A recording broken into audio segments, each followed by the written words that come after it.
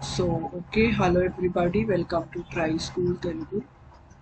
ఈ వీడియోలో మనం నెక్స్ట్ పార్ట్ అయితే డిస్కస్ చేసుకుందాం. So our next part is iterative statements. Okay, so before going to that iterative statements కి వెళ్ళానికంటే ముందు నేను మీకు కొన్ని ప్రోగ్రామ్స్ అయితే ఇక్కడ ఇచ్చాను.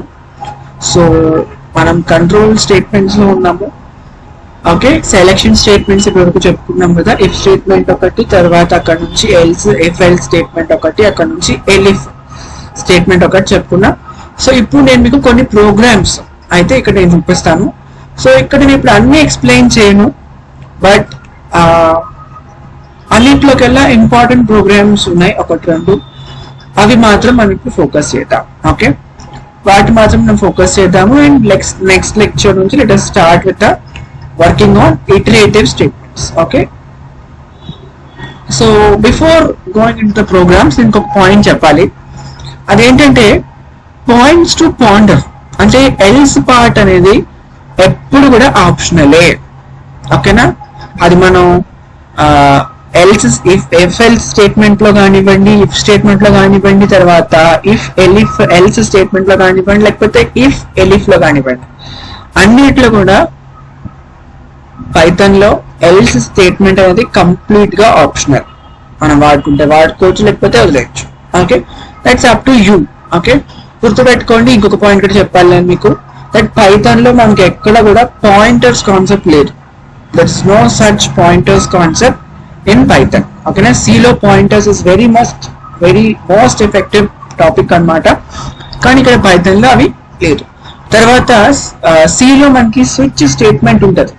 ఓకే, కానీ పైథాన్ లో అది లేదు. దానికి బదులుగా we can use if elif statement. Okay, so that's all about the selection statements. Next మనం ప్రోగ్రామ్స్ వెళ్ళిపోదాం.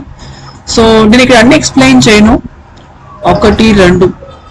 ఓకే, ఇప్పుడు మనం అయితే ఒక ఇంట్రెస్టింగ్ ప్రోగ్రామ్ చూద్దాము. That is finding a number whether it is even or odd. Okay, write a program. Fifth one చూడండి. Write a program to check whether the given number is even or odd. Okay, మనకు తెలుసు firstly మనం ఒక programme చేయాలంటే first మనకు ఆ statement అర్థం అవ్వాలి. అంటే ఆ ప్రోగ్రామ్ లో ఇచ్చిన స్టేట్మెంట్ అనేది అర్థం అవ్వాలి.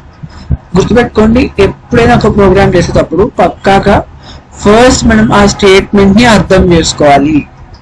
అది ఎంత పెద్ద కాంప్లెక్స్ స్టేట్మెంట్ అయినా సరే ఫస్ట్ మనం ఫోకస్ చేయాల్సింది ఆ స్టేట్మెంట్ మీద. ఓకే, ఇప్పుడు ఈవెన్ ఆర్ ఆడ్ సింపుల్ గా ఉండొచ్చు, కానీ వెన్ వీఆర్ గ్రోయింగ్ అవుట్ మనకి చాలా పెద్ద పెద్ద కాంప్లెక్స్ అండ్ ప్రాబ్లమ్స్ అంటే వస్తుంటాయి. సో అలాంటివి వచ్చినప్పుడు ఫస్ట్ మనం ఏం చేయాలంటే దాన్ని తెలుసుకోవాలి. ఓకేనా, ఆ ప్రోగ్రామ్ ని ముందు కోడింగ్ వెళ్ళిపోయి తగ్గడం నొక్కేయడం కాదు. Firstly we need to know that what is the problem is. ఓకేనా, అక్కడ మనకి ఇచ్చింది ఏంటి, ప్రాబ్లం ఏంటి అసలు, మనం ఫస్ట్ అది ఫైండ్ చేసుకోవాలి. రెండో స్టెప్ ఏం చేయాలంటే మనకు తెలిసిన దాని ప్రకారం ఒక లాజిక్ అనేది బిల్డ్ చేయాలి. అంటే for example addition of two numbers అంటే ఏం చేయాలి, సింపుల్ గా యాడ్ చేయాలి. నెక్స్ట్ స్టెప్ ఏంటిది, ఒక లాజిక్ బిల్డ్ చేయాలంటే ఒక వేరియబుల్ తీసుకోవాలి, ఇంకో వేరియబుల్ తీసుకోవాలి, రెండింటిని సమ్ చేసి నేను ప్రింట్ చేయాలి. అర్థమెటిక్ ఆపరేటర్ సమ్ ని యూజ్ చేసి మనం ఏం చేయాలి, సమ్ ని ప్రింట్ చేయాలి కదా. ఇది లాజిక్ అనేది ఇలా ఒక లాజిక్ అనేది బిల్డ్ చేసుకోవాలి. నెక్స్ట్ ఏం చేయాలంటే మనకు తెలిసిన ఒక ప్రోగ్రామింగ్ లాంగ్వేజ్ నుంచి మనము we need to write the code. Okay, it might be C, it might be Python, it might be Java or anything like as you want. Okay, these are the 3 steps. అంతేగాని మనకి first step చూడగానే without knowing out anything, without thinking, మనం ఏం think చేయకుండా ఏమి ఆలోచించకుండా blind గా వెళ్ళిపోయి కోడింగ్ స్టార్ట్ చేయకూడదు.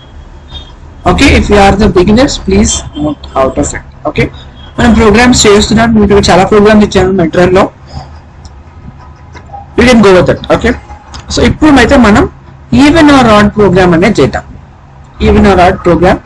సో ఇక్కడ నేను ఒక స్ట్రక్చర్ చెప్తా ప్రోగ్రామ్ అనేది, మీరు దాన్ని ఇంకొక 5 or 6 వేస్ లో మీరు రాయొచ్చు. ఓకే, మనం నేర్చుకున్న దాంట్లో నుంచి 5 or 6 వేస్ లో we can write a program. Correct, అది గుర్తుపెట్టుకోండి. ఇప్పుడు వరకు మనం వెళ్తున్న ఫార్మేటే ఫాలో అవుదాం. No more deviations in that. మీరు మాత్రం ఖచ్చితంగా ట్రై చేయండి. ఓకే, ఫస్ట్ మనం ఏం చేయాలా? ఓకే, ఫస్ట్ లాజిక్ బిల్డ్ చేద్దాం, తర్వాత ఏం చేద్దామంటే ప్రోగ్రామ్ లోకి వెళ్తాం. ఓకే, ఫస్ట్ మనం ఏం చేయాలా? ఈవెన్ ఆర్ ఆడ్ అంటున్నాడు అంటే ఫస్ట్ మనం ఏం చేయాలంటే we need to take the number.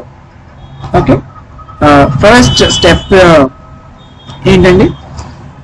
Solution అదే ప్రాబ్లం అర్థం అవ్వాలి. ప్రాబ్లం అర్థమైంది కదా అందరికి? రైట్, మనం ఒక నెంబర్ తీసుకోవాలి, అది ఈవెన్ ఆర్ ఆడ్ చెప్పాలి. That's a problem. Next logic దీనికి ఏంటంటే, సింపుల్ లాజిక్ ఏంటంటే ఇక్కడ what we need to do is, మనం ఒక వేరియబుల్ తీసుకోవాలి, ఆ వేరియబుల్ కి మనం ఈ యొక్క వాల్యూని అసైన్ చేసుకోవాలి. ఓకే, తర్వాత ఆ వేరియబుల్ లో ఉన్నటువంటి వాల్యూ అనేది ఈవెన్ ఆర్ చెక్ చేసుకోవాలి. అంతే కదా, ఈవెన్ ఆర్ ఆడ్ అనేది we need to check it out. Next one ఏం చేయాలా? ఈవెన్ అయితే ఈవెన్ అని ప్రింట్ చేయాలా, ఆడ్ అయితే ఆడ్ అని ప్రింట్ చేయాలి. This is a simple logic. Next ఇప్పుడు మనకు తెలిసిన మనం చూస్తున్న ప్రోగ్రామింగ్ లాంగ్వేజ్ ఏదైతే పైథాన్ ఉందో దాన్ని మనం యూజ్ చేసి we need to implement the code. Okay, చేద్దాం. ఫస్ట్ eval మెథడ్ తీసుకోవచ్చు మనం, eval మెథడ్ తీసుకోవచ్చు, తర్వాత ఇన్పుట్ మెథడ్ కూడా తీసుకోవచ్చు. ఓకే, ఇన్పుట్ మెథడ్ ఇంకా మీకు అలా వస్తుంది, నేను ఎప్పుడు చెప్తాను. వచ్చింది కదా.